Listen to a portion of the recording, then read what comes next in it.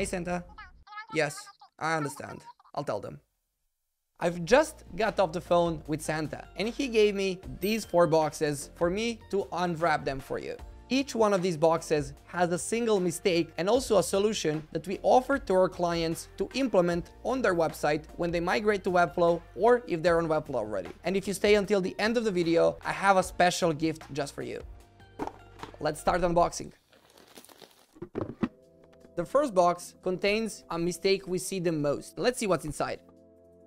Making it pretty before making it work. The first mistake we see is many clients are making things really pretty. They spend a lot of time designing and then creating the perfect branding without actually having a business outcome on the other side. So that's why I have a great example. Webflow, for the longest time, maybe wasn't the prettiest platform and wasn't the prettiest website out there, but they wanted to build the core of the business completely. So their marketing website was built with a lot of content, with a lot of different use cases, feature overviews, and it was really content heavy. Maybe their positioning wasn't on point yet, and also maybe they weren't the prettiest website, but that started giving them a lot more traction in the industry. The moment when they had a solid structure for the website and when they started generating revenue was the moment when they decided to make everything really pretty. And because of that, even though they had a huge website, they were able to do that in just 3 months or less and launch a completely new, let's say, pretty website out of the box to their audience and also use that as a case study. That's what Santa approves. Make sure to develop an actual business strategy which is gonna work and then use design to make it even better. Don't go design first without actually having a solid business behind that.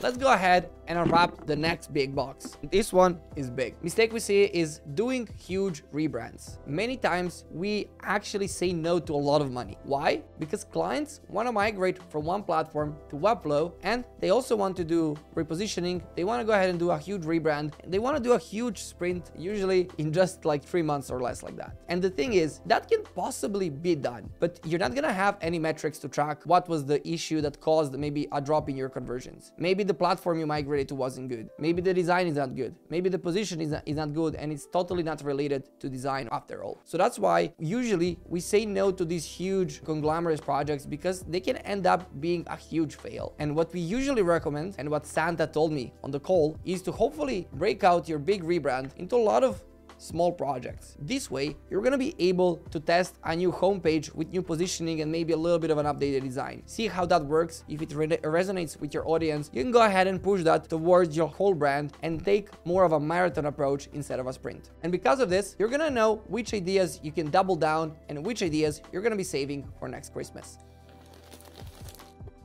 The next box is really noisy for some reason. Let's see what's inside. A lot of people think that SEO has some sort of a secret key. Santa's naughty list is full of SEO agencies promising secret growth tactics which will get you thousands of visitors in just a few days. And honestly, even with a Christmas miracle, this will never happen. SEO is a marathon and not a sprint. And that's why if you fix some of the technical aspects on your website, you're not gonna get any huge upsides on the SEO side. You should be looking on how can you continuously invest in SEO and have that as part of your core business strategy. So I want everyone to make your New Year's resolution to make SEO a marathon and not a sprint. And like we're talking about this because we felt it on our own skin. Over the past year, we've reached more than 3 million impressions on Google by investing more than 3 years into producing quality content and positioning our business as an authority to Google. So I would trust Santa on this also.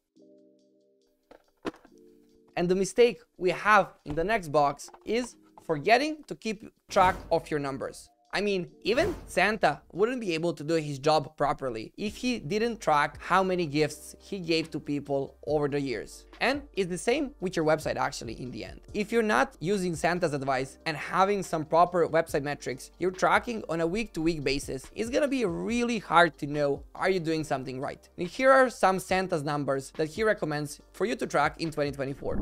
First one is number of new visitors. Second one is number of returning visitors. Third one is bounce rate. Fourth one is average session duration. Then you want to go ahead and track how much percentage of organic traffic you have on your website. And then finally, keep track of how many articles you're publishing in order to identify is increasing the number of articles actually doing you any good. Open a new Google Sheet and start writing these numbers for every single week of the year. This way, you're going to be having a place where you can reflect on every single month, see are you growing, are you not growing, which content produces the most amount of results, and you can hopefully grow your business to the new heights in the next year.